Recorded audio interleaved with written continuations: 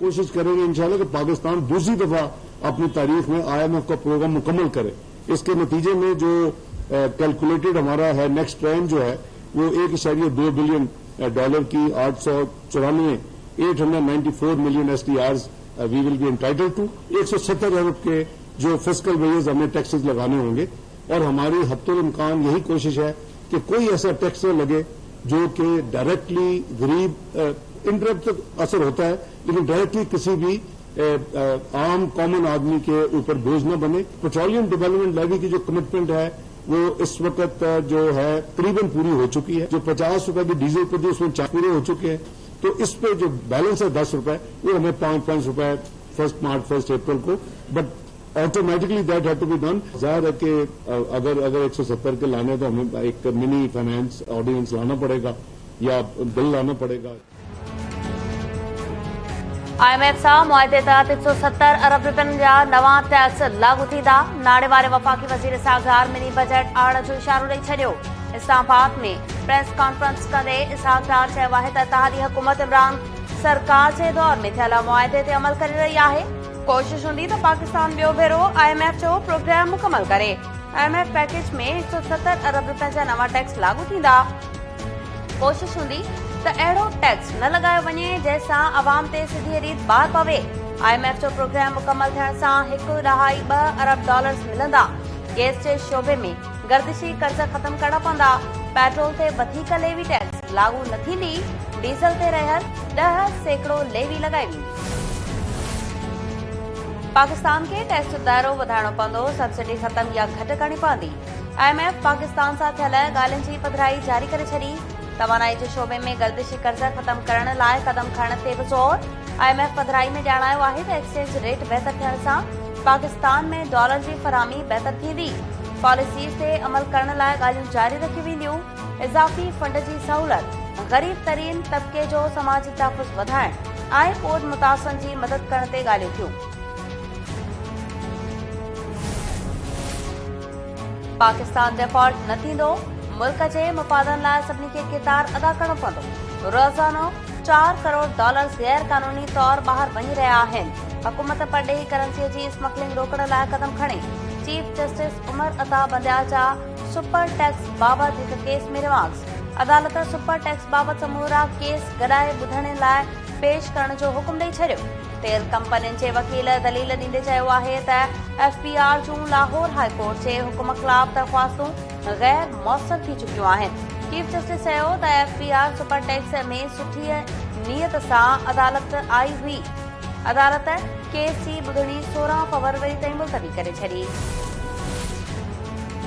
तहरीक इंसाफ़ जे 43 MNAs खे D notify करण बाबति इलेक्शन कमीशन जो नोटिफिकेशन 7 मार्च ताईं मुअतल।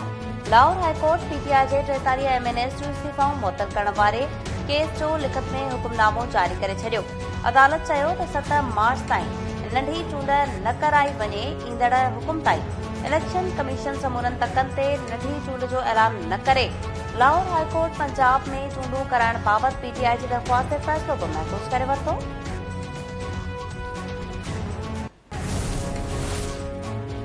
इलेक्शन कमीशन वारो एहतजाज ऐं सरकारी कम में मुदाख़लत वारे केस में PTI चेयरमैन इमरान ख़ान जी हाज़िरी खां छूट वारी दरख़्वास्त रद्द। इस्लामाबाद जे दहशतगर्दी टोड़ अदालत इमरान ख़ान खे 15 फरवरी ते पेश थियण जो हुकुम ॾेई छॾियो। अदालत चयो त इमरान ख़ान खे वीडियो में घुमंदे फिरंदे ॾिसी सघिजे थो। इमरान ख़ान अदालत में पेश थिए या न, ज़मानत केस में फ़ैसिलो ॿुधायो वेंदो।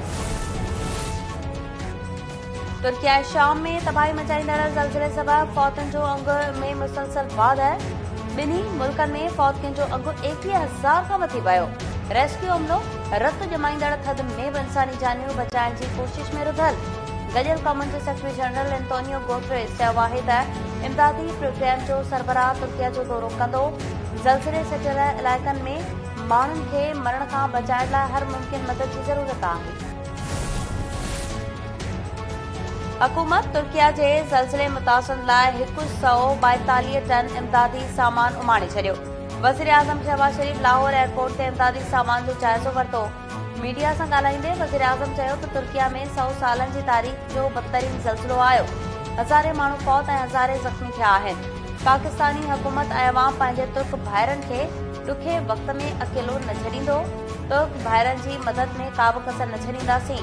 तुर्क भाइरनि जी मदद लाइ हिक कमेटी जोड़ी आहे। अवाम, वापारी ऐं फलाही इदारा भरपूर हिसो वठनि।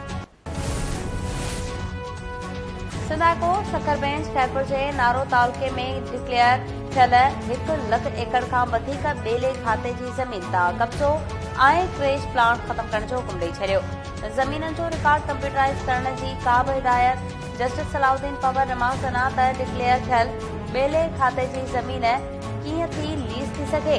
कानून में गुंजाइश नाहे त ॿेला कटे क्रेश प्लांट लॻाया वञनि।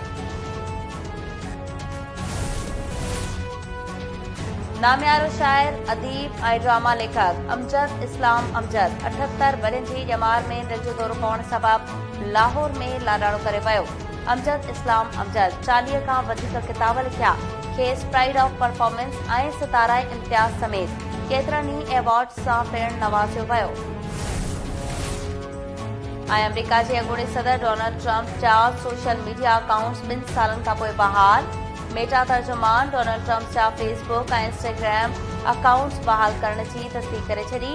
जनवरी 2021 में अमरीकी पार्लियामेंट ते हमले बाद डोनाल्ड ट्रंप जा सोशल मीडिया अकाउंट्स मुअत्तल कया विया हुआ।